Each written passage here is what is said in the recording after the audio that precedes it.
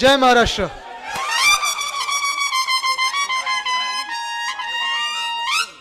मगाशी येत असताना मागून खरं येणार होतो, ठरलं असंच होतं. आणि नंतर तुम्ही सगळे एवढ्या संख्येने इथे आलेलं पाहिल्यानंतर मी सांगितलं स्टेजच्या मागून घेऊया, कारण मधून चालत आलो तर धक्काबुक्की एवढी होती आणि महिलांना खास करून धक्काबुक्की होते. म्हणून तुम्हाला त्रास नको, पण आज खास करून आपलं अभिनंदन करतो. बरंही वाटतं की एवढ्या मोठ्या संख्येत, मला वाटतं 50% एवढ्या पेक्षा जास्त इथे महिला उपस्थित आहेत, ह्याचा मला आज अभिमान वाटत आहे. इथून आलो असतो तर एवढी धक्काबुक्की झाली असती. मगाच्या कार्यक्रमात तसंच झालं, मधून नेलं आणि मग थोडी ती सगळी सभा विस्कळीत होते. पण महत्वाची गोष्ट आज हीच आहे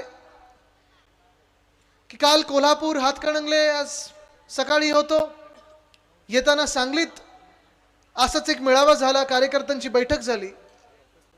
आणि अर्थात मी नितीनजींना सांगितलं की मला पाटणला परत एकदा यायचं म्हणजे यायचंच आहे. राहू दे, पाटणमध्ये यायचंच आहे. कारण आज इथे आल्यानंतर मला ही खात्री पटलेली आहे की ह्याच वर्षी पुन्हा एकदा इथे विजय मेळावा साजरा करायला पण यायला लागणार आहे. हे वर्ष फार महत्वाचं आहे. 2024 ची सुरुवात झालेली आहे. सांभाळा, तिथे वायर वगैरे आहेत. निवडणुकीला उभे राहिल्यासारखे राहिलेत तुम्ही, वरती पडू नका नुसतं. 2024चं वर्ष फार महत्वाचं आहे. जगभरात साधारणपणे 60 ते 64-65 देश हे निवडणुकीला सामोरी जात आहेत. पण सगळ्यांचं लक्ष आपल्या भारतावर लागलेलं आहे की आपण आपल्या निवडणुकीत काय करणार. लोकसभेची निवडणूक ही एप्रिलमध्ये लागू शकते, मे मध्ये लागू शकते. असं ऐकण्यात येत आहे की कदाचित त्यांना सगळ्या तारखा बिरखा बघून निवडणूक स्वतःसाठी थोडी जवळ घ्यायची, वेळ अजून खेचून घ्यायची, एप्रिलच्या आधीच घ्यायची. काल परवाकडे मला वाटतं CBSEच्या शाळांच्या परीक्षा पण त्यांनी लवकर खेचून घेतलेल्या आहेत. हा सगळा जरी प्रकार होत असला तरी महाराष्ट्र म्हणून आपल्याला विचार करायचा आहे की आपण कुठच्या बाजूने मतदान करणार आहोत. आज ज्या क्षणी मी बोलत आहे, मुंबईत विधान भवनात आपल्या विधानसभेचे अध्यक्ष राहुल नार्वेकर हे जजमेंट देत आहेत. नाही थांबलं तरी चालेल, कॅन्डिडेटवर विड्रॉ नका करू, आहे तिथे उभे राहा. हे राहुल नार्वेकर अध्यक्ष ट्रायब्युनल म्हणून तिथून निकाल देत आहेत. आजचा निकाल हा फार महत्वाचा ठरणार आहे. निकालामध्ये बाद कोण होणार, डिस्क्वालिफाय कोण होणार, कोण खरं कोण खोटं, कदाचित ते ठरवू शकतील कागदावर. पण हे माझं ठाम आणि पक्क मत बनलेलं आहे की येणाऱ्या 2024च्या निवडणुकाच ठरवतील की खरं कोण आणि खोटं कोण, गद्दार कोण आणि प्रामाणिक कोण. जनतेचा कौल तर आलेला आहे. काल परवापासून मी बघतोय मीडिया ज्यांना विचारते की तुम्ही कोणासोबत, ते सगळे सांगतात आम्ही एकाच नावासोबत, उद्धव बाळासाहेब ठाकरे, दुसरं आमच्या समोर नावच नाहीये. एक प्रामाणिक माणूस, एक प्रामाणिक व्यक्ती, एक प्रामाणिक कुटुंब प्रमुख, ज्यांनी स्वतःची काळजी न घेता महाराष्ट्राची काळजी घ्यायला कोविडच्या काळात पुढे आलेला माणूस आहे. जेव्हा 2019 मध्ये आपल्याबरोबर दगाफटका झाला, 14 मध्ये जशी आपली भाजपनी युती तोडली होती, 18-19च्या वेळी आपल्याला सांगितलं नाही परत या, आम्हाला तुमची गरज आहे, आम्हाला तुमची गरज आहे, हिंदुत्ववादी पक्षांची गरज आहे, सोबत या. 14 मध्ये पण आम्ही हिंदूच होतो, युती तोडलेली होती तुम्ही. तरी देखील आपल्या एक जी निष्ठा असते, एक जी मैत्री असते, जे प्रेम असतं, ते पाहून आपण पुन्हा एकदा त्यांच्याबरोबर बसलो होतो. 2019ला पुन्हा एकदा दगाफटका केला आपल्याबरोबर. आणि आपल्याला काँग्रेस आणि राष्ट्रवादी काँग्रेसबरोबर जेव्हा आपण सत्ता स्थापन केली, त्या पहिल्या दिवसापासून त्यांची पोटदुखी सुरू झाली. पोटदुखी ही नव्हती त्यांची की सरकार दुसऱ्याचं बनलं कसं, पोटदुखी ही नव्हती त्यांची की शिवसेना सतत कशी आहे. पोटदुखी त्यांची हीच होती की महाराष्ट्र हा पुढे कसा चाललाय, महाराष्ट्र हा गुजरातपेक्षा पुढे कसा चाललाय, महाराष्ट्रात उद्योग येतातच कसे आहेत, महाराष्ट्रात दंगली होत कशा नाहीत, महाराष्ट्र हे सगळं काही महाराष्ट्रात चांगलं कसं चाललंय, हा विचार घेऊन भाजपच्या पोटात एवढं दुखत होतं की त्यांनी ठरवलं की जे गद्दार असतील महाराष्ट्रातले त्यांना फोडायचं, खोक्याचं राजकारण करायचं, धोक्याचं राजकारण करायचं आणि आपलं सरकार पाडून स्वतःचं सरकार स्थापन करायचं. 2019 ते 2022 पर्यंत जे आपलं सरकार होतं हे सरकार तुम्ही 8व्या महाविकास आघाडीचं सरकार होतं, त्यावेळी आपण काय काय कामं करत होतो, महाराष्ट्राला कुठे पुढे नेत होतो आपण, महाराष्ट्राला ज्या वेगाने पुढे नेत होतो, सगळं जग आपलं कौतुक करत होतं की आपल्या देशामध्ये एक राष्ट्र एक देश असा आहे, देशामध्ये एक राज्य असं आहे महाराष्ट्र म्हणून, की जिथे प्रगतीपथावर चालणारा सगळाच समाज आहे. जातींमध्ये, धर्मांमध्ये, पंथांमध्ये, जिल्ह्यामध्ये, तालुक्यांमध्ये वाद निर्माण नाही होत. उद्योग जर करायचा असेल, रोजगार जर निर्माण करायचा असेल, तर महाराष्ट्र एक चांगला परिसर आहे, एक चांगलं राज्य आहे, हे लक्षात घेऊन आणि उद्धव साहेबांवर विश्वास ठेवून अनेक जगातले उद्योजक, अनेक जगातले वेगवेगळ्या देशातले उद्योजक आपल्या राज्यात येत होते. जून 2020 ते जून 2022 पर्यंत साधारणपणे 6.5 लाख कोटीची गुंतवणूक आपल्या राज्यात झाली. आम्हाला अनेकदा विचारलं जातं उद्धव साहेबांनी मला की आदित्य तुमचा जिल्हा कुठचा, आदित्य तुमचा मतदारसंघ कुठचा. आम्ही दोघंही सांगतो, उद्धव साहेबांनी मी दोघंही सांगतो, आमचा जिल्हा म्हणजे संपूर्ण महाराष्ट्र, आमचा मतदारसंघ म्हणजे संपूर्ण महाराष्ट्र आहे. कारण खूप मंत्री असे मी पाहिलेत की त्यांचं जे खातं असतं, त्यांच्या खात्याची कामं नुसतं त्यांच्या जिल्ह्यापुरती करतात, नुसतं त्यांच्या मतदारसंघापुरती करतात. पण असं करू नाही शकत. संपूर्ण महाराष्ट्र आपला आहे, विदर्भ आपला आहे, पश्चिम महाराष्ट्र आपला आहे, उत्तर महाराष्ट्र आपला आहे, मराठवाडा आपला आहे, मुंबई परिसर आपला आहे. आणि हे सगळं जर आपलं असेल, आपण महाराष्ट्र म्हणून विचार करत असू, तर प्रत्येक कानाकोपऱ्यात चांगलं काहीतरी उद्योग आणला पाहिजे. हेच सगळे उद्योग आपण आपल्या MIDC मध्ये आणत होतो. कुठे 5 स्टार MIDC आहे, कुठे गावातली MIDC आहे. पण हेतू हाच होता की आपल्या महाराष्ट्रातल्या तरुण तरुणींना नोकऱ्या आणि रोजगार उपलब्ध झाला पाहिजे. जर हेच क्षेत्र पाहिलं, उद्योग खातच पाहिलं, सुभाष देसाई साहेब आपले उद्योगमंत्री होते, डॅव्हॉसला मी त्यांच्यासोबत गेलो होतो. 4 दिवसात आम्ही तिथून 80,000 कोटीची गुंतवणूक आपल्या राज्यामध्ये आणली. पण हेच एका बाजूला, आणि दुसऱ्या बाजूला जून 2022 नंतर जे खोके सरकार बसलं, जे गद्दारांचं सरकार बसलं, जे बापचोरांचं सरकार बसलं, तुम्ही मला सांगा ह्या गद्दारांनी महाराष्ट्रामध्ये गेल्या 2 वर्षात एक तरी नवा उद्योग आणलाय का? ऐकलंय कोणी नवा उद्योग आलेला महाराष्ट्रामध्ये? ऐकलंय? FDI, फॉरेन डायरेक्ट इन्व्हेस्टमेंट, म्हणजे परदेशी पैसा जेव्हा आपल्या राज्यात येतो तेव्हा आपलं राज्य प्रगती करतं. कारण जगातले सगळे देश पाहत असतात की होय, देशात आपल्या हे एक राज्य जे प्रगती करू शकतं. आज जसा वायब्रंट गुजरातचा कार्यक्रम गुजरातमध्ये चालू आहे, मला तुम्ही सांगा गेल्या 2 वर्षामध्ये मॅग्नेटिक महाराष्ट्र किंवा महाराष्ट्रामध्ये तसा कार्यक्रम कुठचा झालाय का, जिथे मंत्र्यांनी सांगितलंय आम्ही एवढी लाख कोटीची गुंतवणूक या राज्यात आणले तरुणींसाठी? हे ऐकलंय तुम्ही कधी? ह्या पलीकडे आपण ऐकायला लागलेलो आहे की जे आपल्याकडचे आत्ता उद्योग आहेत ते देखील दुसऱ्या राज्यात चाललेले आहेत. वेदांता फॉक्सकॉन बद्दल किती लोकांनी ऐकले तुम्ही? किती लोकांनी ऐकले? सगळ्यांनी ऐकले? वेदांता फॉक्सकॉन गेलं कुठे? ऐकून आलं मला? जरा सांगा गेलं कुठे? एअरबस टाटा जे आपण वेदांता फॉक्सकॉन तळेगावला येणार होतं, एअरबस टाटा जे मिहानमध्ये येणार होतं, गेलं कुठे? बलट्रक पार्क जे आपण ऑरिक सिटी मध्ये आणणार होतो संभाजीनगर मध्ये, गेलं कुठे? मेडिकल डिव्हाइस पार्क जे आपण रोह्यामध्ये आणणार होतो, गेलं कुठे? टेस्लाची कंपनी येणार आहे होती महाराष्ट्रामध्ये, जाणार कुठे? महानंदाचं दूध गेलं कुठे? वर्ल्ड कपची फायनल गेली कुठे? 40 गद्दार गेले कुठे? बघितलं सगळं हे समीकरण सोपं झालं आता का? सगळं गुजरातला पाठवलं जातंय. गुजरातला धन्यवाद बोलण्यासाठी आपले 40 गद्दार आणि त्यांचे गद्दाराचे गँग लीडर, घटनाबाह्य मुख्यमंत्री हे सगळं गुजरातकडे पाठवत आहेत. गुजरातची माझं काही भांडण नाही, गुजरातची काही वैर नाही. जे काही गुजरातसाठी येते देशात ते गेलं पाहिजे तिथे. तसंच आसामसाठी येत असेल तिथे जावं, काश्मीरसाठी असेल जावं, केरळमध्ये जे उद्योग येतात केरळात जावे. पण मला राग ह्या गोष्टीचा येतो की ह्या गद्दारांच्या सरकारने जे आपलं हमखास आपलं होतं, आपल्या हक्काचं होतं, माझ्या तरुण तरुणी मित्रांचं होतं, त्यांचा इकडचा घास हातातला काढून गुजरातच्या घशात घातलेला आहे. ह्याचा मला राग येतो. ह्याच्याच विरुद्ध मी लढत आहे. वेदांता फॉक्सकॉन एक इंडस्ट्री आपण ह्या तळेगावमध्ये आणणार होतो, इथून थोडे अंतरावर आहे, पुण्यातच आहे. वेदांता फॉक्सकॉन मधून आपल्याला आपल्या महाराष्ट्रात काही देशभरात 1 लाख तरुण तरुणींना नोकऱ्या देऊ शकलो असतो पुढच्या 3 वर्षामध्ये. 1 लाख. इथे किती तरुण तरुणी आहेत? 30तले, 40तले, 20तले? हात जरा वरती करा. शिकलेलेत ना तुम्ही? कॉलेज बिलेज झाले का? जॉब्स? हाच प्रश्न आहे. नोकऱ्या नाही आहेत हातात, आपल्याला आंदोलन करायला लावतात, डॉल्बी देतात, डीजे देतात, नाचा, आनंदाचा क्षण आहे नाचा, हा सण आहे नाचा, तो सण आहे नाचा.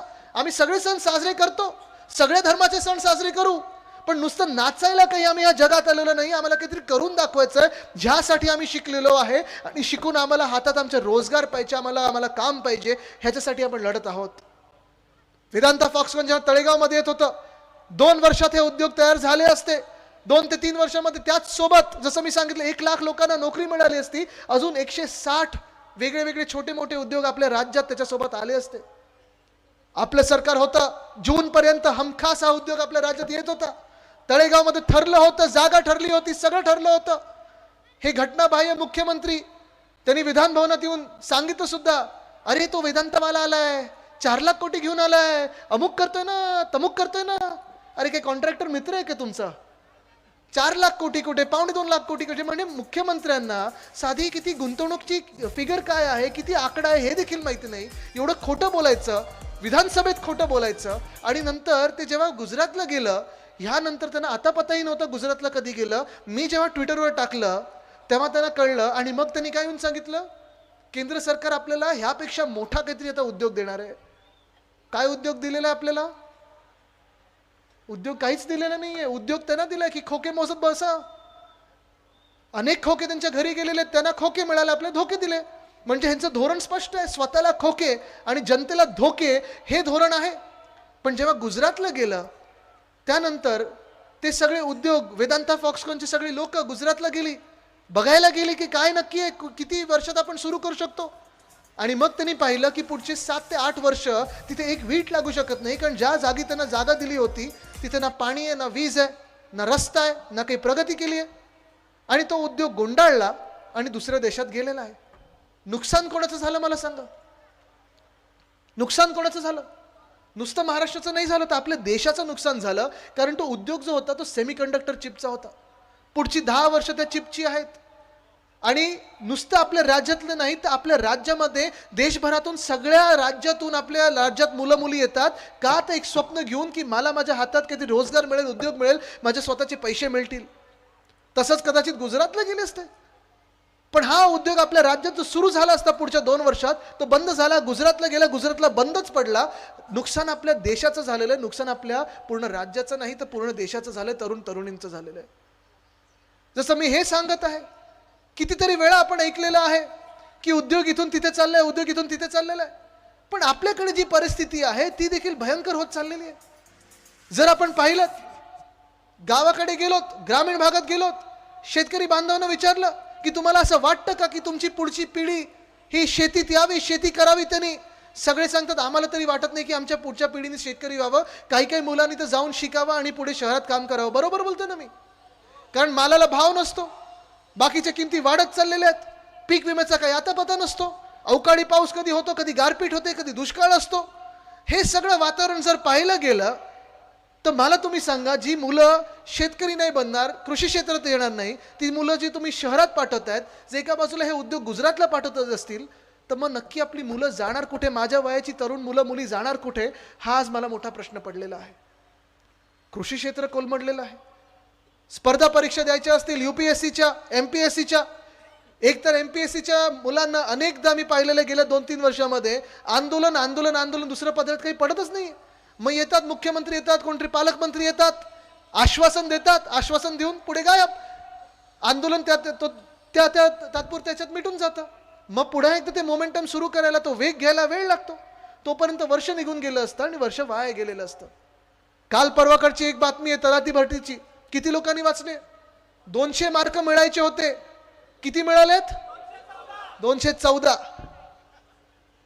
खोके सरकार सारखंच झालं ना. क्षमता नाही एक मंत्री बनायची, बनलेत पालकमंत्री आणि मुख्यमंत्री. हे कसं चालतंय सरकार? काय म्हणून चालतंय सरकार? कोणासाठी चालतंय सरकार? ही सर्कस जी चाललेली आहे ना, ही सर्कस कुठे ना कुठेतरी थांबवणं गरजेचं आहे. कारण होतोय अन्याय जो होतोय, आज मी मुद्दामून महान्याय ह्याच्यात लिहिलेला आहे. कारण जो लढत आहोत आपण, न्यायाची जी लढाई चाललेली आहे ती नुसतं शिवसेना उद्धव बाळासाहेब ठाकरे पक्षासाठी नाही.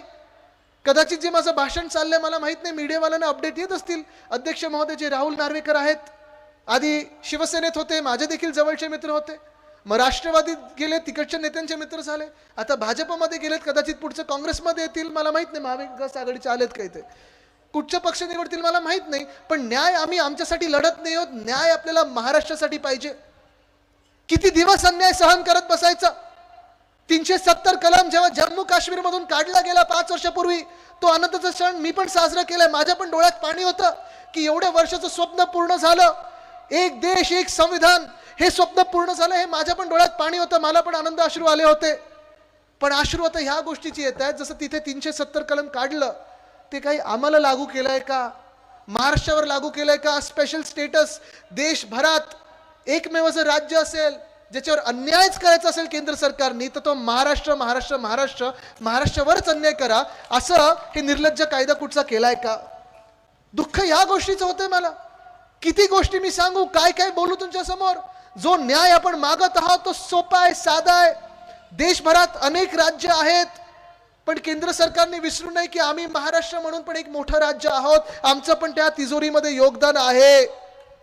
कृषी क्षेत्रात योगदान आहे, उद्योग क्षेत्रात योगदान आहे, सिव्हिल सर्व्हिसेस मध्ये योगदान आहे, आर्मी मध्ये योगदान आहे, पोलीस मध्ये योगदान आहे, देशाच्या प्रगतीचे योगदान आमचं आहे. पण आज जणू काही महाराष्ट्र आपल्या देशातच नाही अशी वागणूक आपल्याला मिळायला लागलेली आहे.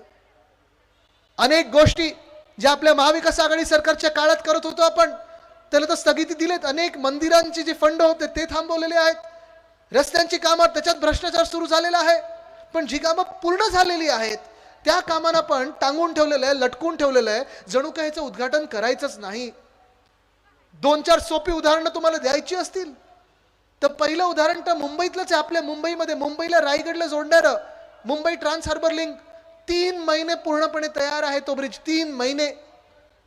पण घटनाबाह्य सरकारला उद्घाटनासाठी वेळच मिळत नव्हती. आत्ता कुठेतरी मी बोंबाबोंब केली, 2-3 प्रेस कॉन्फरन्स घेतले आणि त्यानंतर 12 तारखेची वेळ मिळालेली आहे. दिघा रेल्वे स्टेशन पूर्णपणे तयार आहे. हे लाईट जशा लागतात ना तसे लाईट, दिवे, पंखे सगळं तयार, तिथे रोज रात्री लावतात.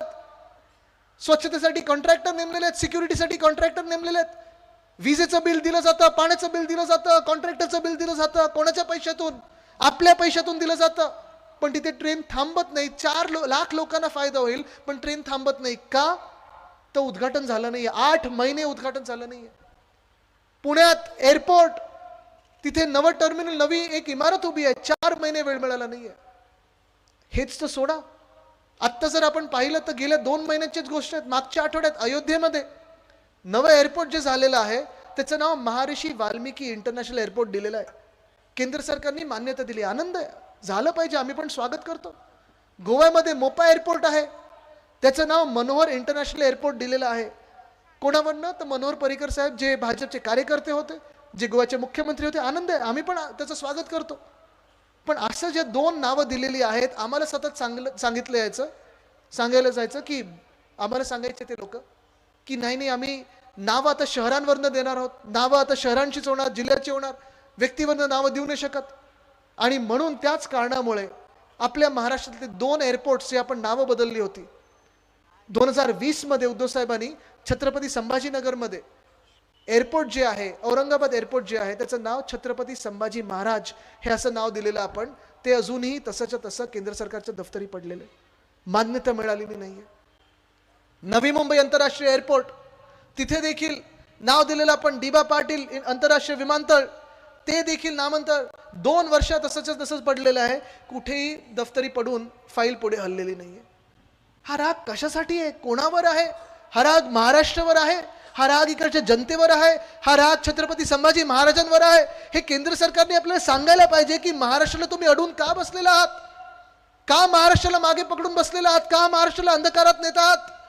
हा राग जो आहे, हा प्रश्न जो आहे, हा तुमच्या मनात उठला पाहिजे. हा प्रश्न तुम्ही विचारला पाहिजे की काय नक्की आम्ही तुमचं बिघडलेलं आहे, काय नक्की आम्ही तुमचं खराब केलेलं आहे, जेणेकरून तुम्ही आमच्या महाराष्ट्राला मागे धरत आहात. आश्वासन अनेक मिळत आहेत. आश्वासन, जे कोणी आंदोलन करायचा प्रयत्न करतात त्यांच्यावर एक तर लाठीचार्ज करतात, नाही तर आश्वासन करतात.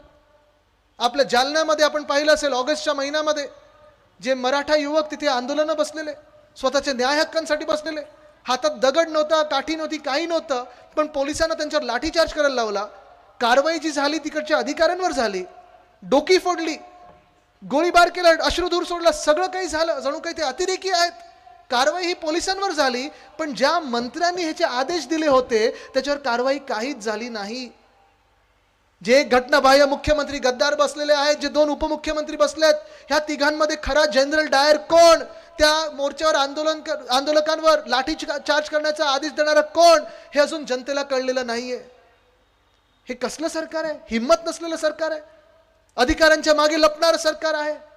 तसंच मी पाहतोय नागपूरमध्ये जुनी पेन्शन योजनेसाठी मोठा मोर्चा निघाला होता. उद्धव साहेबांनी तिथे जाऊन आश्वासन दिलं की आपलं सरकार येणार म्हणजे येणारच आणि तुमचं काम करणार म्हणजे करणारच. ती योजना आपण लागू करणार. पण तसंच अनेक ठिकाणी मी बघतोय अंगणवाडी सेविका आहेत, त्या देखील आंदोलनावर बसलेल्या आहेत. त्यांना पण आश्वासनं मिळाली आहेत. पण आश्वासन आश्वासन आश्वासन. आशा वर्कर्स, आत्ता मला एक निवेदन मिळालंय 2 की 3 महिन्यापूर्वी, त्यांना सांगितलं तुमचं मानधन वाढवू, जाहीर केलं, एकदम आनंद साजरा केला. अजून शासन निर्णय निघालेला नाहीये.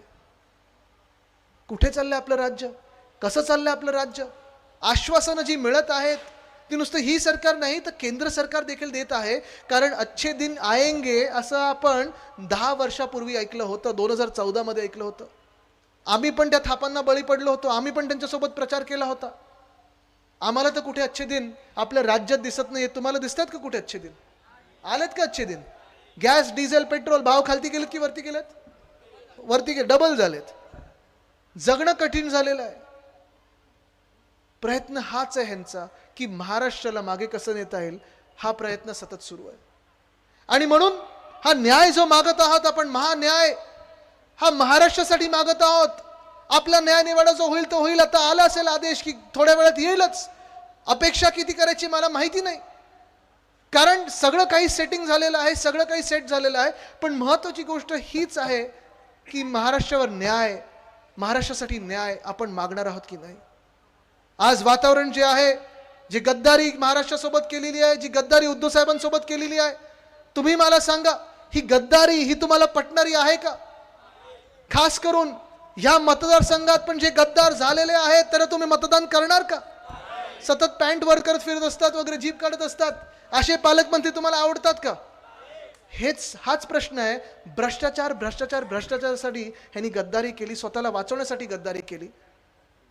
पण ह्या गद्दारीनंतर तुम्हाला काय मिळालं, आम्हाला काय मिळालं, महाराष्ट्राला काय मिळालं? भाजप प्रणित खोके सरकार आहे. 2 पक्ष फोडलेले आहेत, एक परिवार फोडलेला आहे. पण हे सगळं करून आपल्या हाती, महाराष्ट्राच्या हाती काय आलं हे तुम्ही मला आज सांगा. ही गद्दारी फार भयानक होती. आज काहीतरी घटनाबाह्य मुख्यमंत्री कुठेतरी बोलत होते की आम्ही धनुष्य बाण वाचत होतो, असं करत होतो, तसं करत होतो. प्रत्येक गोष्ट जे बोललेले ते खोटं बोललेले. एक कारण काय दिलं होतं त्यांनी की आम्हाला राष्ट्रवादी काँग्रेस सत्वत आहे, आम्हाला दादा फंड देत नाहीत, आम्हाला त्यावेळेचे वित्तमंत्री फंड देत नाहीत, राष्ट्रवादी काँग्रेस सोबत आम्ही जाऊ शकत नाही, देशद्रोहांसोबत आम्ही बसू शकत नाही, मांडीला मांडी लावून बसू शकत नाही, दाऊदच्या पार्टनर बरोबर आम्ही बसू शकत नाही. मग मागच्या 2 जुलैला काय झालं? तुमच्या सोबत कोण आले? राष्ट्रवादीच फोडली ना तुम्ही. वित्तमंत्री कोण आहेत आज आपल्या राज्याचे? मग आता काय झालं? कोण कोणाच्या डोक्यावर बसलेत, कोण काय मला माहिती नाही. पण आज सगळे गद्दार, आपले 40 गद्दार ते राष्ट्रवादी काँग्रेसला फोडून त्यांच्याच सोबत बसले. म्हणजे कारण काय दिली त्यांनी? करत काय होते ते तुम्हाला स्पष्टपणे सांगतो. हे ना हिंदुत्वासाठी काही करत होते, हे ना देशासाठी काही करत होते. दाऊदचे पार्टनर तर त्यांच्याबरोबर गेले, दाऊदचे मित्र तर त्यांच्याबरोबर गेलेले आहेत. ना दाऊदच्या विरोधात काही करत होते, ना देशासाठी काही करत होते. ते फक्त आणि फक्त एकच गोष्ट होती, जे घटनाबाह्य मुख्यमंत्री आहेत त्यांना धमकी आली होती की तुमचा भ्रष्टाचार पकडला गेलेला आहे, जेलमध्ये येता की आमच्या वॉशिंग मशीनमध्ये येता. त्यांना एवढंच सांगितलं होतं, जेलमध्ये जाता की वॉशिंग मशीनमध्ये येता. त्यांनी लगेच असं करू, येतो वॉशिंग मशीन मध्ये, आता बघा यायचंच आहे ना, आता येतो, असं केलं आणि गेले तिथे. पण एवढा निर्लज्ज प्रकार, एवढा घाणेरडा प्रकार, एवढं गलिच्छ राजकारण मी तरी कधी अपेक्षित केलं नव्हतं आणि कधी पाहिलं नव्हतं. जे झालेलं आहे, एक महाराष्ट्रातला तरुण म्हणून, एक मुलगा म्हणून, एक त्यावेळचा मंत्री म्हणून जे राजकारण मी पाहत होतो, एवढं भयानक होतं, एवढं घाणेरडं होतं हे राजकारण असं कधीच आपल्या राज्यात काय कुठच्या राज्यात काय कुठच्याही देशात येऊ नये असं हे राजकारणाचा हा कट रचला होता. मला आठवतं ती 19 जूनची रात्र, 20 जूनची रात्र, त्याच्या आधी इथे बानगुडे पाटील साहेब बसतात. आम्ही आता कोल्हापूरमध्ये होतो, तिथे माझ्यासोबत संजय पवारजी होते. त्यांना आपण उमेदवारी दिली होती राज्यसभेची. 10 जूनची ती निवडणूक होती. त्यांना पाडायचं होतं, एका संजयला पाडलं होतं, दुसऱ्या संजयला. त्यांना राऊत साहेबांना पाडायचं होतं, त्यांनी संजय पवारजींना पाडलं. आमदारांनी जी गद्दारी केली त्यावेळी, हे आपलेच गद्दारामधले लोक होते. खोके घेतले, धोके दिले. का तर ह्या घटनाबाह्य मुख्यमंत्र्यांना, गँग लिडरला स्वतःला वाचवायचं होतं जेलमधून, ईडी पासून वाचवायचं होतं. कारण आता काय एनडीए मध्ये 3च घटक दल राहिलेले आहेत. भाजपचे खरे मित्र कोण? ED, IT, CBI. अजून कोण राहिलंय? सगळ्या तर दूर ढकललेलं आहे. पण हे स्वतःला वाचवण्यासाठी 20 मेला उद्धव साहेबांकडे आले होते, वर्षा बंगल्यावर रडले होते आणि सांगितलं होतं, उद्धवजी आपण भाजपसोबत जाऊया, माझ्या मुलाला जेलमध्ये जायला लागेल, मला जेलमध्ये जायला लागेल, असं नको, असं काही करू नका, मला जेलमध्ये जायचं नाही, हे माझं जेलमध्ये जाण्याचं वय नाही वगैरे असं सगळं सांगितलं. रडले आणि उद्धव साहेबांनी सांगितलं, तुम्हाला मुख्यमंत्री बनायचं, ही घ्या वर्षा बंगल्याची चावी, आजपासून बना. पण मी माझं नशीब मानतो की त्यांना आपण मुख्यमंत्री नाही बनवलं. एवढी लाज वाटली असती फिरायला की अशा व्यक्तीला आपण मुख्यमंत्री बनवलं, अकार्यक्षम मुख्यमंत्री. पण मुळात हेच घडलं. आणि त्यांनी नंतर सांगितलं, नाही नाही उद्धव साहेब, तुम्ही माझे दैवत आहात, मी कुठेच जाणार नाही, तुमच्यासोबत राहीन. सगळं झालं. खोटं जेवढं बोलायचं होतं तेवढे बोलले. ह्या 40 गद्दारांमधून कोणी पोहायची शपथ घेतली, कोणी कोणाची शपथ घेतली, कोण बोलतं हम बाप नाही बदलते, हम ये नाही बदलते, ते नाही बदलते. वरपासून सगळं काही खालपर्यंत बदललेलं आहे. कारण ज्या राष्ट्रवादी काँग्रेसपासून दूर पडत होते त्यांनाच फोडून सोबत घेतले. ज्या हिंदुत्वासाठी तिथे गेलेले त्याच दाऊदच्या मित्रांबरोबर तिथे बसलेले आहेत. पण हे सगळं जे झालं ते कधी झालं? जर तुम्हाला पक्ष सोडायचा होता तर सोडायला पाहिजे होता. पण थोडी तरी लाज स्वतःची राखायला पाहिजे होती, थोडं तरी इमान राखायला पाहिजे होता. स्वतः माणुसकी म्हणजे काय असतं हे ओळखून, हिम्मत दाखवून आमदारकीचा राजीनामा द्यायला पाहिजे होता आणि निवडणुकीला सामोरी जायला पाहिजे होतं. पाडा सरकार तसं पाडायचं तर. पण स्वतःमध्ये लाज नाही, शरम नाही, हिम्मत नाही, ताकद नाही, माणुसकी देखील नाही. किती काळं मन असेल बघा ह्या लोकांचं की ज्या मिनिटाला उद्धव साहेबांची सर्जरी झाली त्या दिवसानंतर 6व्या दिवशी दुसरी एक सर्जरी झाली होती, ऑपरेशन झालं होतं, शस्त्रक्रिया झाली. आणि त्यानंतर पुढचे 1-2 महिने उद्धव साहेब पूर्ण आयसोलेशनमध्ये होते. मी पण जेव्हा त्यांना बघायला जायचो, कारण मी तुमच्यामध्ये आपल्या सगळ्यांमध्ये महाराष्ट्रात फिरत होतो, कामं करत होतो, लोकांची कामं करत होतो, मंत्री म्हणून माझी जी ड्युटी असते ती पार पाडत होतो. पण मला पण त्यांना बघायला जायचं तर 6 कोविड टेस्ट करून जायचं, असं सगळं होतं. उद्धव साहेब त्या दिवशी पण, ज्या दिवशी दुसरी शस्त्रक्रिया झाली, हातपाय जास्ती हलत नव्हते. पूर्णपणे एक भयानक परिस्थिती होती. आणि आम्ही परिवार म्हणून जास्ती काही बाहेर बोलू शकत नव्हतो, कारण बोललं आम्हीच खचलो तर राज्य तरी काय करणार. बरं, ती शस्त्रक्रिया झाली, बरोबर त्याच वेळेला कोविडची लाट ही वाढत चालली होती. आणि मला आठवतं त्यावेळी देखील जी काही ताकद उद्धव साहेबांमध्ये होती ती एकत्र करून ते प्रत्येक दिवशी झूम कॉल घ्यायचे आपल्या सगळ्या एसपी बरोबर, कलेक्टर्स बरोबर, सचिवांबरोबर, काही काही वेळा जिल्हा प्रमुखांबरोबर, की प्रत्येक जिल्हा माझा महाराष्ट्र कसा आहे आणि कोणाला काही दुखापत होत नाहीये ना. हे उद्धव साहेब आहेत. स्वतःची काळजी त्यांनी घेतली नाही. जास्ती काळजी न घेता स्वतःची, लोकांची काळजी घेत राहिले कोविडमध्ये. आणि जेव्हा आपण लोकांची काळजी घेण्यात व्यस्त होतो, ह्या घाणेरड्या 40 राजकारण्यांनी आपल्यासोबत धोका केला. सोडायचं तरी कधी का माणसाला? तुम्ही विचार करा ना. म्हणजे ज्या व्यक्तीने तुम्हाला सगळं काही दिलं, तुमच्या निवडणुकीपासून सगळं काही, तुमची राजकीय ओळख, राजकीय जन्म, पहिलं विधानसभेचं तिकीट, मंत्री तुम्हाला बनवलं, नगर विकासासारखं खातं दिलं जे कधी ह्या इतिहासात महाराष्ट्राच्या मुख्यमंत्र्यांनी सोडलं नव्हतं. हे सगळं काही तुमच्या गळ्यात बांधल्यानंतर तुम्ही त्याच व्यक्तीच्या पाठीत खंजीर खुपसता, तेही जेव्हा त्या व्यक्तीचं शस्त्रक्रिया झालेली आहे आणि सगळ्यात वाईट काळ चालला त्या परिवाराचा, त्यावेळेला तुम्हाला हेच सुचतं. उद्धव साहेब आता उठू नाही शकणार, उद्धव साहेब आपलं राजकीय करिअर बनवू नाही शकणार, परत काही आपण जिंकू नाही शकणार, हे विचार करून तुम्हाला गद्दारी करायची होती का? ही असल्या घाणेरड्या लोकांना तुम्ही तुमच्या देशात आणि राज्यात फिरू देणार आहात का? ही जी लोक उद्धव साहेबांची नाही होऊ शकली, सगळ्या कठीण काळात नाही होऊ शकले, आणि कमी काय दिलेलं आपण त्यांना? तुम्ही विचार करा ना. म्हणजे उद्धव साहेब हलू शकत नाही, त्यांच्यावर शस्त्रक्रिया 2 कोविडच्या काळात पुढे आलेला माणूस आहे. जेव्हा 2019 मध्ये आपल्याबरोबर दगाफटका झाला, 14 मध्ये जशी आपली भाजपनी युती तोडली होती, 18-19च्या वेळी आपल्याला सांगितलं नाही नाही परत या, आम्हाला तुमची गरज आहे, आम्हाला तुमची गरज आहे, हिंदुत्ववादी पक्षांची गरज आहे, सोबत या, सोबत या. 14 मध्ये पण आम्ही हिंदूच होतो, युती तोडलेली होती तुम्ही, तरी देखील आपल्या एक जी निष्ठा असते, एक जी मैत्री असते, जे प्रेम असतं, ते पाहून आपण पुन्हा एकदा त्यांच्याबरोबर बसलो होतो. 2019ला पुन्हा एकदा दगाफटका केला आपल्याबरोबर आणि आपल्याला काँग्रेस आणि राष्ट्रवादी काँग्रेसबरोबर जेव्हा आपण सत्ता स्थापन केली, त्या पहिल्या दिवसापासून त्यांची पोटदुखी सुरू झाली. पोटदुखी ही नव्हती त्यांची की सरकार दुसऱ्याचं बनलं कसं, पोटदुखी ही नव्हती त्यांची की शिवसेना सतत कशी आहे, पोटदुखी त्यांची हीच होती की महाराष्ट्र हा पुढे कसा चाललाय, महाराष्ट्र हा गुजरातपेक्षा पुढे कसा चाललाय, महाराष्ट्रात उद्योग येतातच कसे आहेत, महाराष्ट्रात दंगली होत कशा नाहीत, महाराष्ट्र हे सगळं काही महाराष्ट्रात चांगलं कसं चाललंय, हा विचार घेऊन भाजपच्या पोटात एवढं दुखत होतं की त्यांनी ठरवलं की जे गद्दार असतील महाराष्ट्रातले त्यांना फोडायचं, खोक्याचं राजकारण करायचं, धोक्याचं राजकारण करायचं आणि आपलं सरकार पाडून स्वतःचं सरकार स्थापन करायचं. 2019 ते 2022 पर्यंत जे आपलं सरकार होतं, हे सरकार तुम्ही 8व्या महाविकास आघाडीचं सरकार होतं. त्यावेळी आपण काय काय कामं करत होतो, महाराष्ट्राला कुठे पुढे नेत होतो आपण, महाराष्ट्राला ज्या वेगाने पुढे नेत होतो, सगळं जग आपलं कौतुक करत होतं की आपल्या देशामध्ये एक राष्ट्र एक देश असा आहे, देशामध्ये एक राज्य असं आहे महाराष्ट्र म्हणून, की जिथे प्रगतीपथावर चालणारा सगळाच समाज आहे. जातींमध्ये, धर्मांमध्ये, पंथांमध्ये, जिल्ह्यामध्ये, तालुक्यांमध्ये वाद निर्माण नाही होत. उद्योग जर करायचा असेल, रोजगार जर निर्माण करायचा असेल, तर महाराष्ट्र एक चांगलं परिसर आहे, एक चांगलं राज्य आहे, हे लक्षात घेऊन आणि उद्धव साहेबांवर विश्वास ठेवून अनेक जगातले उद्योजक, अनेक जगातले वेगवेगळ्या देशातले उद्योजक आपल्या राज्यात येत होते. जून 2020 ते जून 2022 पर्यंत साधारणपणे 6.5 लाख कोटीची गुंतवणूक आपल्या राज्यात झाली. आम्हाला अनेकदा विचारलं जातं उद्धव साहेबांनी मला की आदित्य तुमचा जिल्हा कुठचा, आदित्य तुमचा मतदारसंघ कुठचा, आम्ही दोघंही सांगतो, उद्धव साहेबांनी मी दोघंही सांगतो, आमचा जिल्हा म्हणजे संपूर्ण महाराष्ट्र, आमचा मतदारसंघ म्हणजे संपूर्ण महाराष्ट्र आहे.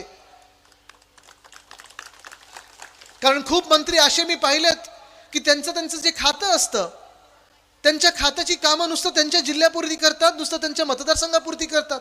पण असं करू नाही शकत. संपूर्ण महाराष्ट्र आपलाय, विदर्भ आपलाय, पश्चिम महाराष्ट्र आपलाय, उत्तर महाराष्ट्र आपलाय, मराठवाडा आपलाय, मुंबई परिसर आपलाय. आणि हे सगळं जर आपलं असेल, आपण महाराष्ट्र म्हणून विचार करत असू, तर प्रत्येक कानाकोपऱ्यात चांगलं काहीतरी उद्योग आणला पाहिजे. हेच सगळे उद्योग आपण आपल्या MIDC मध्ये आणत होतो. कुठे 5 स्टार MIDC आहे, कुठे गावातली MIDC आहे. पण हेतू हाच होता की आपल्या महाराष्ट्रातल्या तरुण तरुणींना नोकऱ्या आणि रोजगार उपलब्ध झाला पाहिजे. जर हेच क्षेत्र पाहिलं, उद्योग खातच पाहिलं, सुभाष देसाई साहेब आपले उद्योग मंत्री होते, डॅवॉसला मी त्यांच्यासोबत गेलो होतो. 4 दिवसात आम्ही तिथून 80,000 कोटीची गुंतवणूक आपल्या राज्यामध्ये आणली. पण हेच एका बाजूला, आणि दुसऱ्या बाजूला जून 2022 नंतर जे खोके सरकार बसलं, जे गद्दारांचं सरकार बसलं, जे बापचोरांचं सरकार बसलं, तुम्ही मला सांगा ह्या गद्दारांनी महाराष्ट्रामध्ये गेल्या 2 वर्षात एक तरी नवा उद्योग आणलाय का? ऐकलंय कोणी नवा उद्योग आलेला महाराष्ट्रामध्ये? ऐकलंय? FDI, फॉरेन डायरेक्ट इन्व्हेस्टमेंट, म्हणजे परदेशी पैसा जेव्हा आपल्या राज्यात येतो तेव्हा आपलं राज्य प्रगती करतं. कारण जगातले सगळे देश पाहत असतात की होय, देशात आपल्या हे एक राज्य जे प्रगती करू शकतं. आज जसं व्हायब्रंट गुजरातचा कार्यक्रम गुजरातमध्ये चालू आहे, मला तुम्ही सांगा गेल्या 2 वर्षामध्ये मॅग्नेटिक महाराष्ट्र किंवा महाराष्ट्रामध्ये तसा कार्यक्रम कुठचा झालाय का जिथे मंत्र्यांनी सांगितलंय आम्ही एवढी लाख कोटीची गुंतवणूक या राज्यात आणले तरुणींसाठी? हे ऐकलंय तुम्ही कधी? ह्या पलीकडे आपण ऐकायला लागलेलो आहे की जे आपल्याकडचे आत्ता उद्योग आहेत ते देखील दुसऱ्या राज्यात चाललेले आहेत. वेदांता फॉक्सकॉन बद्दल किती लोकांनी ऐकले? तुम्ही किती लोकांनी ऐकले? सगळ्यांनी ऐकले? वेदांता फॉक्सकॉन गेलं कुठे? ऐकून आलं मला? जरा सांगा गेलं कुठे? एअरबस टाटा जे आपण वेदांता फॉक्सकॉन तळेगावला येणार होतं, एअरबस टाटा जे मिहानमध्ये येणार होतं, गेलं कुठे? बल्ट्रक पार्क जे आपण ऑरिक सिटी मध्ये आणणार होतो संभाजीनगर मध्ये, गेलं कुठे? मेडिकल डिव्हाइस पार्क जे आपण रोह्यामध्ये आणणार होतो, गेलं कुठे? टेस्लाची कंपनी येणार आहे होती महाराष्ट्रामध्ये, जाणार कुठे? महानंदाचं दूध गेलं कुठे? वर्ल्ड कपची फायनल गेली कुठे? 40 गद्दार गेले कुठे? बघितलं सगळं हे समीकरण सोपं झालं आता का? सगळं गुजरातला पाठवलं जातंय. गुजरातला धन्यवाद बोलण्यासाठी आपले 40 गद्दार आणि त्यांचे गद्दाराचे गँग लीडर, घटनाबाह्य मुख्यमंत्री हे सगळं गुजरातकडे पाठवत आहेत. गुजरातची माझं काही भांडण नाही, गुजरातची काही वैर नाही. जे काही गुजरातसाठी येते देशात ते गेलं पाहिजे तिथे. तसंच आसामसाठी येत असेल तिथे जावं, काश्मीरसाठी असेल जावं, केरळमध्ये जे उद्योग येतात केरळात जावे. पण मला राग ह्या गोष्टीचा येतो की ह्या गद्दारांच्या सरकारने जे आपलं हमखास आपलं होतं, आपल्या हक्काचं होतं, माझ्या तरुण तरुणी मित्रांचं होतं, त्यांचा इकडचा घास हातातला काढून गुजरातच्या घशात घातलेला आहे. ह्याचा मला राग येतो. ह्याच्याच विरुद्ध मी लढत आहे. वेदांता फॉक्सकॉन एक इंडस्ट्री आपण ह्या तळेगावमध्ये आणणार होतो, इथून थोड्या अंतरावर आहे, पुण्यातच आहे. वेदांता फॉक्सकॉन मधून आपल्याला आपल्या महाराष्ट्रात काही देशभरात 1 लाख तरुण तरुणींना नोकऱ्या देऊ शकलो असतो पुढच्या 3 वर्षामध्ये. 1 लाख. इथे किती तरुण तरुणी आहेत? 30तले, 40तले, 20तले? हात जरा वरती करा. शिकलेलेत ना तुम्ही? कॉलेज बिलेज झाले का? जॉब्स? हाच प्रश्न आहे. नोकऱ्या नाही आहेत हातात. आपल्याला आंदोलन करायला लावतात, डॉल्बी देतात, डीजे देतात, नाचा, आनंदाचा क्षण आहे नाचा, हा सण आहे नाचा, तो सण आहे नाचा. आम्ही सगळे सण साजरे करतो, सगळ्या धर्माचे सण साजरे करू, पण नुसतं नाचायला काही आम्ही या जगात आलेलो नाही. आम्हाला काहीतरी करून दाखवायचं, ज्यासाठी आम्ही शिकलेलो आहे आणि शिकून आम्हाला हातात आमचे रोजगार पाहिजे, आम्हाला काम पाहिजे, ह्याच्यासाठी आपण लढत आहोत. वेदांता फॉक्सकॉन जेव्हा तळेगावमध्ये येत होतं, 2 वर्षात हे उद्योग तयार झाले असते. 2 ते 3 वर्षामध्ये त्याच सोबत जसं मी सांगितलं 1 लाख लोकांना नोकरी मिळाली असती. अजून 160 वेगळे वेगळे छोटे मोठे उद्योग आपल्या राज्यात त्याच्यासोबत आले असते. आपलं सरकार होतं, जून पर्यंत हमखास हा उद्योग आपल्या राज्यात येत होता. तळेगावमध्ये ठरलं होतं, जागा ठरली होती, सगळं ठरलं होतं. हे घटनाबाह्य मुख्यमंत्री त्यांनी विधान भवनात येऊन सांगितलं सुद्धा, अरे तो वेदांतवाला आलाय, 4 लाख कोटी घेऊन आलाय, अमुक करतोय ना, तमुक करतोय ना. अरे काही कॉन्ट्रॅक्टर मित्र आहे का तुमचा?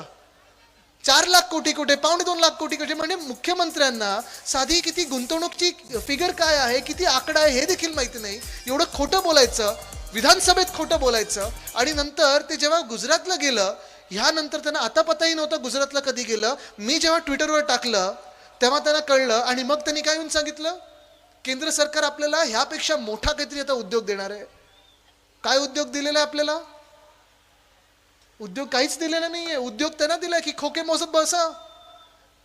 अनेक खोके त्यांच्या घरी गेलेले, त्यांना खोके मिळाले, आपले धोके दिले. म्हणजे ह्यांचं धोरण स्पष्ट आहे, स्वतःला खोके आणि जनतेला धोके, हे धोरण आहे.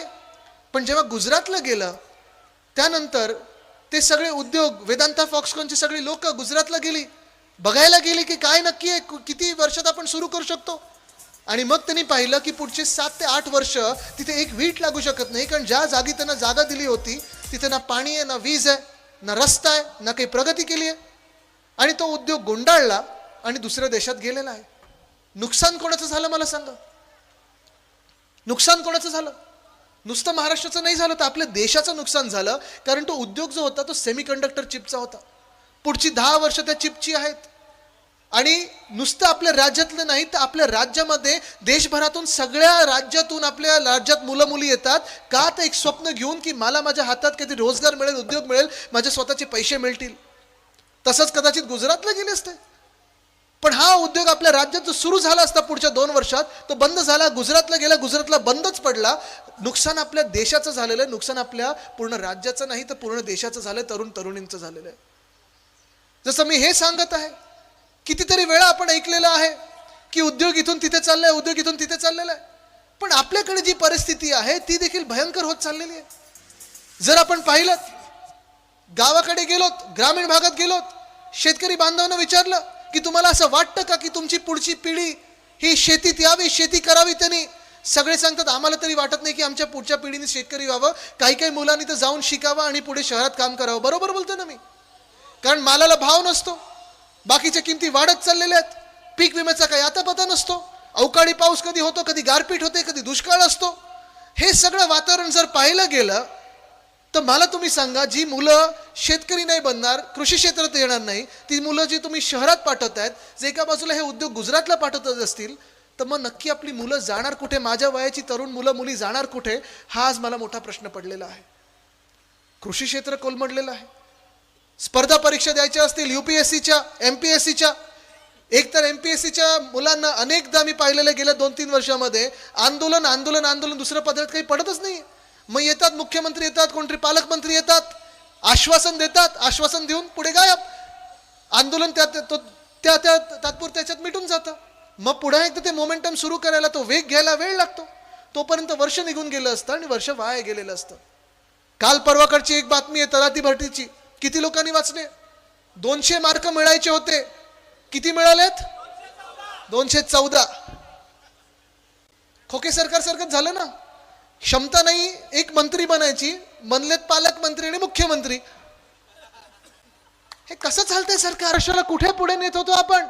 महाराष्ट्राला ज्या वेगाने पुढे नेत होतो, सगळं जग आपलं कौतुक करत होतं की आपल्या देशामध्ये एक राष्ट्र एक देश असा आहे, देशामध्ये एक राज्य असं आहे महाराष्ट्र म्हणून, की जिथे प्रगतीपथावर चालणारा सगळाच समाज आहे. जातींमध्ये, धर्मांमध्ये, पंथांमध्ये, जिल्ह्यामध्ये, तालुक्यांमध्ये वाद निर्माण नाही होत. उद्योग जर करायचा असेल, रोजगार जर निर्माण करायचा असेल, तर महाराष्ट्र एक चांगलं परिसर आहे, एक चांगलं राज्य आहे, हे लक्षात घेऊन आणि उद्धव साहेबांवर विश्वास ठेवून अनेक जगातले उद्योजक, अनेक जगातले वेगवेगळ्या देशातले उद्योजक आपल्या राज्यात येत होते. जून 2020 ते जून 2022 पर्यंत साधारणपणे 6.5 लाख कोटीची गुंतवणूक आपल्या राज्यात झाली. आम्हाला अनेकदा विचारलं जातं उद्धव साहेबांनी मला की आदित्य तुमचा जिल्हा कुठचा, आदित्य तुमचा मतदारसंघ कुठचा? आम्ही दोघंही सांगतो, उद्धव साहेबांनी मी दोघंही सांगतो, आमचा जिल्हा म्हणजे संपूर्ण महाराष्ट्र, आमचा मतदारसंघ म्हणजे संपूर्ण महाराष्ट्र आहे. कारण खूप मंत्री असे मी पाहिलेत की त्यांचं जे खातं असतं, त्यांच्या खात्याची कामं नुसतं त्यांच्या जिल्ह्यापुरती करतात, नुसतं त्यांच्या मतदारसंघापुरती करतात. पण असं करू नाही शकत. संपूर्ण महाराष्ट्र आपला आहे, विदर्भ आपला आहे, पश्चिम महाराष्ट्र आपला आहे, उत्तर महाराष्ट्र आपला आहे, मराठवाडा आपला आहे, मुंबई परिसर आपला आहे. आणि हे सगळं जर आपलं असेल, आपण महाराष्ट्र म्हणून विचार करत असू, तर प्रत्येक कानाकोपऱ्यात चांगलं काहीतरी उद्योग आणला पाहिजे. हेच सगळे उद्योग आपण आपल्या MIDC मध्ये आणत होतो. कुठे 5 स्टार MIDC आहे, कुठे गावातली MIDC आहे. पण हेतू हाच होता की आपल्या महाराष्ट्रातल्या तरुण तरुणींना नोकऱ्या आणि रोजगार उपलब्ध झाला पाहिजे. जर हेच क्षेत्र पाहिलं, उद्योग खातच पाहिलं, सुभाष देसाई साहेब आपले उद्योग मंत्री होते. डॅव्हॉसला मी त्यांच्यासोबत गेलो होतो. 4 दिवसात आम्ही तिथून 80,000 कोटीची गुंतवणूक आपल्या राज्यामध्ये आणली. पण हेच एका बाजूला, आणि दुसऱ्या बाजूला जून 2022 नंतर जे खोके सरकार बसलं, जे गद्दारांचं सरकार बसलं, जे बापचोरांचं सरकार बसलं, तुम्ही मला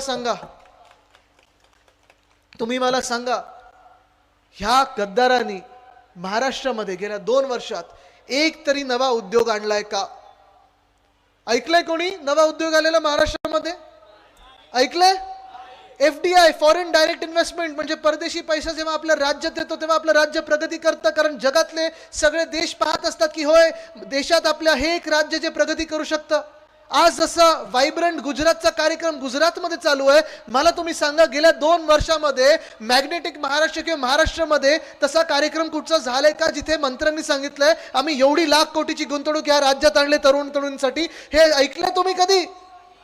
ह्या पलीकडे आपण ऐकायला लागलेलो आहे की जे आपल्याकडचे आत्ता उद्योग आहेत ते देखील दुसऱ्या राज्यात चाललेले आहेत. वेदांता फॉक्सकॉन बद्दल किती लोकांनी ऐकले? तुम्ही किती लोकांनी ऐकले? सगळ्यांनी ऐकले? वेदांता फॉक्सकॉन गेलं कुठे? ऐकून आलं मला? जरा सांगा गेलं कुठे? एअरबस टाटा जे आपण वेदांता फॉक्सकॉन तळेगावला येणार होतं, एअरबस टाटा जे मिहानमध्ये येणार होतं, गेलं कुठे? बल्ट्रक पार्क जे आपण ऑरिक सिटी मध्ये आणणार होतो संभाजीनगर मध्ये, गेलं कुठे? मेडिकल डिव्हाइस पार्क जे आपण रोहामध्ये आणणार होतो, गेलं कुठे? टेस्लाची कंपनी येणार आहे होती महाराष्ट्रामध्ये, जाणार कुठे? महानंदाचं दूध गेलं कुठे? वर्ल्ड कपची फायनल गेली कुठे? 40 गद्दार गेले कुठे? बघितलं सगळं हे समीकरण सोपं झालं आता का? सगळं गुजरातला पाठवलं जातंय. गुजरातला धन्यवाद बोलण्यासाठी आपले 40 गद्दार आणि त्यांचे गद्दाराचे गँग लीडर, घटनाबाह्य मुख्यमंत्री हे सगळं गुजरातकडे पाठवत आहेत. गुजरातची माझं काही भांडण नाही, गुजरातची काही वैर नाही. जे काही गुजरातसाठी येते देशात ते गेलं पाहिजे तिथे. तसंच आसामसाठी येत असेल तिथे जावं, काश्मीरसाठी असेल जावं, केरळमध्ये जे उद्योग येतात केरळात जावे. पण मला राग ह्या गोष्टीचा येतो की ह्या गद्दारांच्या सरकारने जे आपलं हमखास आपलं होतं, आपल्या हक्काचं होतं, माझ्या तरुण तरुणी मित्रांचं होतं, त्यांचा इकडचा घास हातातला काढून गुजरातच्या घशात घातलेला आहे. ह्याचा मला राग येतो. ह्याच्याच विरुद्ध मी लढत आहे. वेदांता फॉक्सकॉन एक इंडस्ट्री आपण ह्या तळेगावमध्ये आणणार होतो, इथून थोड्या अंतरावर आहे, पुण्यातच आहे. वेदांता फॉक्सकॉन मधून आपल्याला आपल्या महाराष्ट्रात काही देशभरात 1,00,000 तरुण तरुणींना नोकऱ्या देऊ शकलो असतो पुढच्या 3 वर्षामध्ये. 1,00,000. इथे किती तरुण तरुणी आहेत? 30तले, 40तले, 20तले? हात जरा वरती करा. शिकलेलेत ना तुम्ही? कॉलेज बिलेज झाले का? जॉब्स? हाच प्रश्न आहे. नोकऱ्या नाही आहेत हातात. आपल्याला आंदोलन करायला लावतात, डॉल्बी देतात, डीजे देतात, नाचा, आनंदाचा क्षण आहे नाचा, हा सण आहे नाचा, तो सण आहे नाचा. आम्ही सगळे सण साजरे करतो, सगळ्या धर्माचे सण साजरे करू, पण नुसतं नाचायला काही आम्ही या जगात आलेलो नाही. आम्हाला काहीतरी करून दाखवायचं आहे, ज्यासाठी आम्ही शिकलेलो आहे. आणि शिकून आम्हाला हातात आमचे रोजगार पाहिजे, आम्हाला काम पाहिजे, ह्याच्यासाठी आपण लढत आहोत. वेदांता फॉक्सकॉन जेव्हा तळेगावमध्ये येत होतं, 2 वर्षात हे उद्योग तयार झाले असते. 2 ते 3 वर्षामध्ये त्याच सोबत जसं मी सांगितलं 1,00,000 लोकांना नोकरी मिळाली असती. अजून 160 वेगळे वेगळे छोटे मोठे उद्योग आपल्या राज्यात त्याच्यासोबत आले असते. आपलं सरकार होतं, जून पर्यंत हमखास हा उद्योग आपल्या राज्यात येत होता. तळेगावमध्ये ठरलं होतं, जागा ठरली होती, सगळं ठरलं होतं. हे घटनाबाह्य मुख्यमंत्री त्यांनी विधान भवनात येऊन सांगितलं सुद्धा, अरे तो वेदांतवाला आलाय, 4,00,000 कोटी घेऊन आलाय, अमुक करतोय ना, तमुक करतोय ना. अरे काही कॉन्ट्रॅक्टर मित्र आहे का तुमचा? 4,00,000 कोटी कुठे, 2.5 कोटी कुठे? म्हणजे मुख्यमंत्र्यांना साधी किती गुंतवणूकची फिगर काय आहे, किती आकडा आहे हे देखील माहिती नाही. एवढं खोटं बोलायचं, विधानसभेत खोटं बोलायचं. आणि नंतर ते जेव्हा गुजरातला गेलं, ह्यानंतर त्यांना आता पताही नव्हतं गुजरातला कधी गेलं. मी जेव्हा ट्विटरवर टाकलं तेव्हा त्यांना कळलं. आणि मग त्यांनी काय येऊन सांगितलं, केंद्र सरकार आपल्याला ह्यापेक्षा मोठा काहीतरी आता उद्योग देणार आहे. काय उद्योग दिलेला आहे आपल्याला? उद्योग काहीच दिलेला नाहीये. उद्योग त्यांना दिलाय की खोके मोजत बसा. अनेक खोके त्यांच्या घरी गेलेले, त्यांना खोके मिळाले, आपले धोके दिले. म्हणजे ह्यांचं धोरण स्पष्ट आहे, स्वतःला खोके आणि जनतेला धोके, हे धोरण आहे. पण जेव्हा गुजरातला गेलं त्यानंतर ते सगळे उद्योग, वेदांता फॉक्सकॉनची सगळी लोक गुजरातला गेली, बघायला गेली की काय नक्की आहे, किती वर्षात आपण सुरू करू शकतो. आणि मग त्यांनी पाहिलं की पुढचे 7 ते 8 वर्ष तिथे एक वीट लागू शकत नाही. कारण ज्या जागी त्यांना जागा दिली होती तिथे ना पाणी आहे, ना वीज आहे, ना रस्ता आहे, ना काही प्रगती केली आहे. आणि तो उद्योग गोंडाळला आणि दुसऱ्या देशात गेलेला आहे. नुकसान कोणाचं झालं मला सांगा? नुकसान कोणाचं झालं? नुसतं महाराष्ट्राचं नाही झालं, तर आपल्या देशाचं नुकसान झालं. कारण तो उद्योग जो होता तो सेमीकंडक्टर चिपचा होता. पुढची 10 वर्ष त्या चिपची आहेत. आणि नुसतं आपल्या राज्यातलं नाही, तर आपल्या राज्यामध्ये देशभरातून सगळ्या राज्यातून आपल्या राज्यात मुलं मुली येतात का? तर एक स्वप्न घेऊन की मला माझ्या हातात काहीतरी रोजगार मिळेल, उद्योग मिळेल, माझे स्वतःचे पैसे मिळतील. तसंच कदाचित गुजरातला गेले असते. पण हा उद्योग आपल्या राज्यात जो सुरू झाला असता पुढच्या 2 वर्षात, तो बंद झाला. गुजरातला गेला, गुजरातला बंदच पडला. नुकसान आपल्या देशाचं झालेलं आहे. नुकसान आपल्या पूर्ण राज्याचं नाही, तर पूर्ण देशाचं झालंय, तरुण तरुणींचं झालेलं आहे. जसं मी हे सांगत आहे, कितीतरी वेळा आपण ऐकलेलं आहे की उद्योग इथून तिथे चाललाय, उद्योग इथून तिथे चाललेला आहे. पण आपल्याकडे जी परिस्थिती आहे ती देखील भयंकर होत चाललेली आहे. जर आपण पाहिलं, गावाकडे गेलोत, ग्रामीण भागात गेलोत, शेतकरी बांधवांना विचारलं की तुम्हाला असं वाटतं का की तुमची पुढची पिढी ही शेतीत यावी, शेती करावी? त्यांनी सगळे सांगतात आम्हाला तरी वाटत नाही की आमच्या पुढच्या पिढीने शेतकरी व्हावं. काही काही मुलांनी तर जाऊन शिकावं आणि पुढे शहरात काम करावं. बरोबर बोलतो ना मी? कारण मालाला भाव नसतो, बाकीच्या किमती वाढत चाललेल्या आहेत, पीक विम्याचा काही आता पता नसतो, अवकाळी पाऊस कधी होतो, कधी गारपीट होते, कधी दुष्काळ असतो. हे सगळं वातावरण जर पाहिलं गेलं तर मला तुम्ही सांगा, जी मुलं शेतकरी नाही बनणार, कृषी क्षेत्रात येणार नाही, ती मुलं जी तुम्ही शहरात पाठवतायत, जे एका बाजूला हे उद्योग गुजरातला पाठवत असतील, तर मग नक्की आपली मुलं जाणार कुठे? माझ्या वयाची तरुण मुलं मुली जाणार कुठे? हा आज मला मोठा प्रश्न पडलेला आहे. कृषी क्षेत्र कोलमडलेलं आहे. स्पर्धा परीक्षा द्यायच्या असतील UPSCच्या, MPSCच्या, एकतर MPSCच्या मुलांना अनेकदा मी पाहिलेलं गेल्या 2-3 वर्षामध्ये आंदोलन आंदोलन आंदोलन, दुसरं पदार्थ काही पडतच नाही. मग येतात मुख्यमंत्री, येतात कोणतरी पालकमंत्री, येतात आश्वासन देतात, आश्वासन देऊन पुढे गायब. आंदोलन त्या तात्पुरत्या त्याच्यात मिटून जातं. मग पुढे एकदा ते मोमेंटम सुरू करायला, तो वेग घ्यायला वेळ लागतो. तोपर्यंत वर्ष निघून गेलं असतं आणि वर्ष वाया गेलेलं असतं. काल परवाकडची एक बातमी आहे तलाठी भरतीची. किती लोकांनी वाचले? 200 मार्क मिळायचे होते. किती मिळालेत? 214. खोके सरकार सारखंच झालं ना. क्षमता नाही एक मंत्री बनायची, बनलेत पालकमंत्री आणि मुख्यमंत्री. हे कसं चालतंय सरकार? काय म्हणून चालतं सरकार? कोणासाठी चालतं सरकार? ही सर्कस जी चाललेली आहे ना, ही सर्कस कुठे ना कुठेतरी थांबवणं गरजेचं आहे. कारण होतोय अन्याय जो होतोय, आज मी मुद्दामून महान्याय ह्याच्यात लिहिलेला आहे. कारण जो लढत आहोत आपण, न्यायाची जी लढाई चाललेली आहे ती नुसतं शिवसेना उद्धव बाळासाहेब ठाकरे पक्षासाठी नाही. कदाचित जे माझं भाषण चाललंय मला माहित नाही, मीडियावाल्यांना अपडेट येत असतील. अध्यक्ष महोदय जे राहुल नार्वेकर आहेत, आधी शिवसेनेत होते, माझे देखील जवळचे मित्र होते. मग राष्ट्रवादीत गेले, तिकडच्या नेत्यांचे मित्र झाले.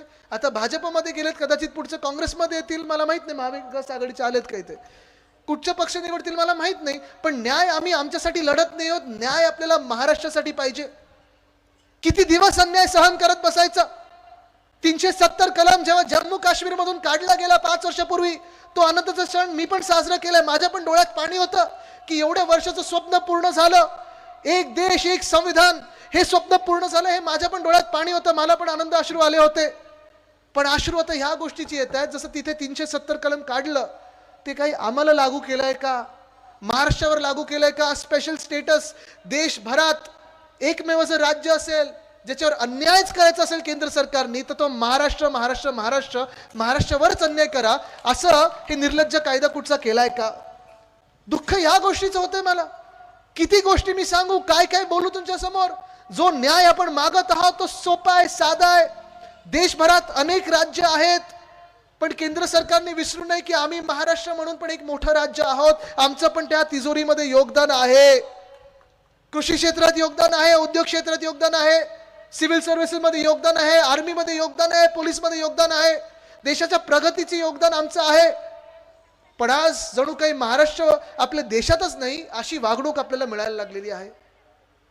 अनेक गोष्टी ज्या आपल्या महाविकास आघाडी सरकारच्या काळात करत होतो आपण, त्याला तर स्थगिती दिलेत. अनेक मंदिरांचे जे फंड होते ते थांबवलेले आहेत. रस्त्यांची कामं, त्याच्यात भ्रष्टाचार सुरू झालेला आहे. पण जी कामं पूर्ण झालेली आहेत त्या कामांना पण टांगून ठेवलेलं आहे, लटकून ठेवलेलं आहे. जणू काही याचं उद्घाटन करायचंच नाही.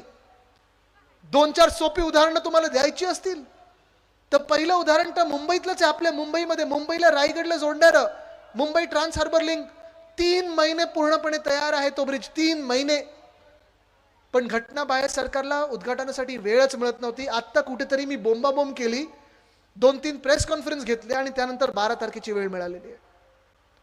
दिघा रेल्वे स्टेशन पूर्णपणे तयार आहे. हे लाईट जशा लागतात ना तसे लाईट, दिवे, पंखे सगळं तयार तिथे रोज रात्री लावतात. स्वच्छतेसाठी कॉन्ट्रॅक्टर नेमलेले आहेत, सिक्युरिटीसाठी कॉन्ट्रॅक्टर नेमलेले आहेत. विजेचं बिल दिलं जातं, पाण्याचं बिल दिलं जातं, कॉन्ट्रॅक्टरचं बिल दिलं जातं. कोणाच्या पैशातून? आपल्या पैशातून दिलं जातं. पण तिथे ट्रेन थांबत नाही. 4 लाख लोकांना फायदा होईल पण ट्रेन थांबत नाही. का? तर उद्घाटन झालं नाही. 8 महिने उद्घाटन झालं नाही. पुण्यात एअरपोर्ट, तिथे नवं टर्मिनल, नवी एक इमारत उभी आहे, 4 महिने वेळ मिळाला नाहीये. हेच तर सोडा. आत्ता जर आपण पाहिलं तर गेल्या 2 महिन्याचीच गोष्ट आहे. मागच्या आठवड्यात अयोध्येमध्ये नवं एअरपोर्ट जे झालेलं आहे त्याचं नाव महर्षी वाल्मिकी इंटरनॅशनल एअरपोर्ट दिलेलं आहे. केंद्र सरकारने मान्यता दिली. आनंद आहे, झालं पाहिजे, आम्ही पण स्वागत करतो. गोव्यामध्ये मोपा एअरपोर्ट आहे, त्याचं नाव मनोहर इंटरनॅशनल एअरपोर्ट दिलेलं आहे. कोणावरनं? तर मनोहर पर्रिकर साहेब जे भाजपचे कार्यकर्ते होते, जे गोव्याचे मुख्यमंत्री होते. आनंद आहे, आम्ही पण त्याचं स्वागत करतो. पण असं जे 2 नावं दिलेली आहेत, आम्हाला सतत सांगायला जायचं की आम्हाला सांगायचे ते लोक की नाही आम्ही नावं आता शहरांवरनं देणार आहोत, नावं आता शहरांचीच होणार, जिल्ह्याची होणार, व्यक्तीवरनं नावं देऊ नाही शकत. आणि म्हणून त्याच कारणामुळे आपल्या महाराष्ट्रातले 2 एअरपोर्ट्सची आपण नावं बदलली होती. 2020 मध्ये उद्धव साहेबांनी छत्रपती संभाजीनगरमध्ये एअरपोर्ट जे आहे, औरंगाबाद एअरपोर्ट जे आहे, त्याचं नाव छत्रपती संभाजी महाराज हे असं नाव दिलेलं आपण. ते अजूनही तसंच्या तसं केंद्र सरकारच्या दफ्तरी पडलेलं आहे.